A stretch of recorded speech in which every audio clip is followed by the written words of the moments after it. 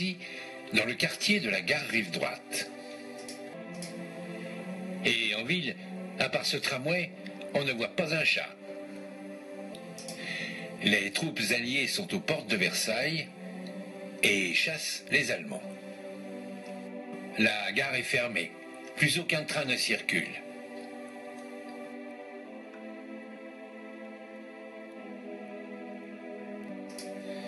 Tiens, là-haut, un B-17 américain. Heureusement, les canons allemands ont été neutralisés. Ils étaient installés sur ces miradors, dans le parc de Versailles. Avenue de Paris, c'est la ruée. Les Américains sont aux portes de Versailles. Et mieux encore, des Français sont parmi les premiers.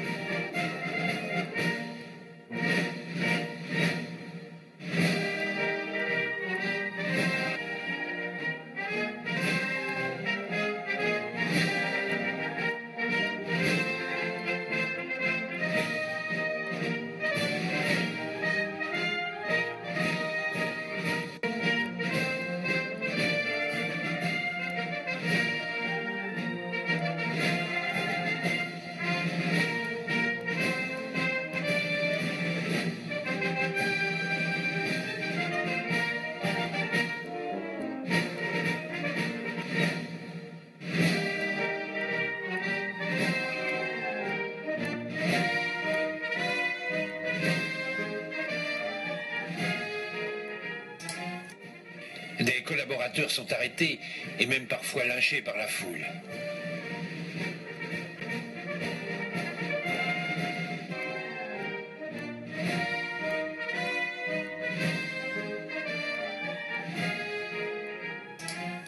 On peut remarquer ici les bâtiments des grandes écuries qui garderont pendant quelque temps les traces de la guerre.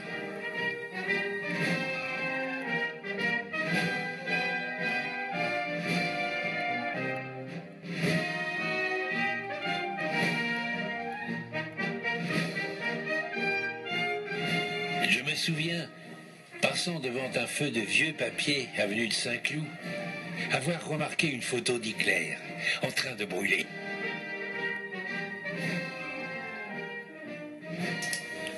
Et puis, avec mes parents, nous sommes allés à pied ou à bicyclette voir les restes des récents combats. Ici, une voiture, un char allemand.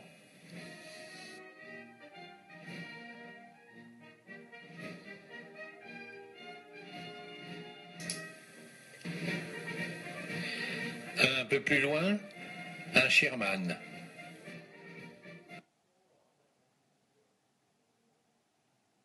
C'était un bon côté de cette période, lorsque de nos fenêtres, nous avons découvert ce défilé de camions américains bondés de prisonniers allemands, honteux et vaincus, alors que 2 ou 3 ans auparavant, ils pavanaient, hautains et conquérants, sur cette même place de gare, avec leur orchestre militaire. C'est de ce même endroit que l'on avait pu observer quelques jours auparavant, après un bombardement, cette épaisse fumée qui s'élevait au-dessus du camp de Satory. Par voiture haut-parleur, on annonce la libération de Versailles. Et en même temps, il est demandé un disque de la Marseillaise. Mon père offre le sien, et l'hymne national retentit aussitôt tout au long de la rue du Maréchal Foch.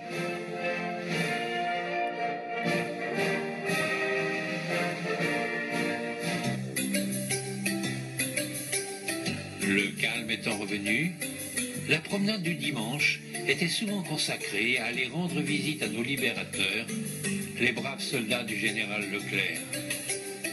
Ils avaient installé leur campement sur les terres du domaine de Versailles, non loin du hameau de Marie-Antoinette.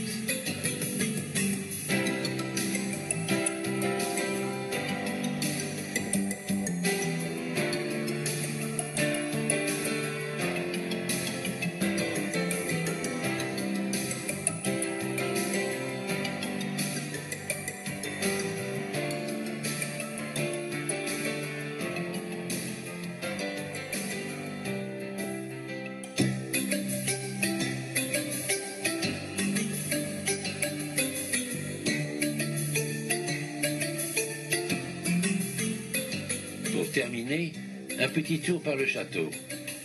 C'était le grand calme à l'époque. De nos jours, on pourrait s'y croire dans le métro à l'heure de pointe. J'utilisais déjà la caméra de mon père, comme ici, pour filmer mes parents.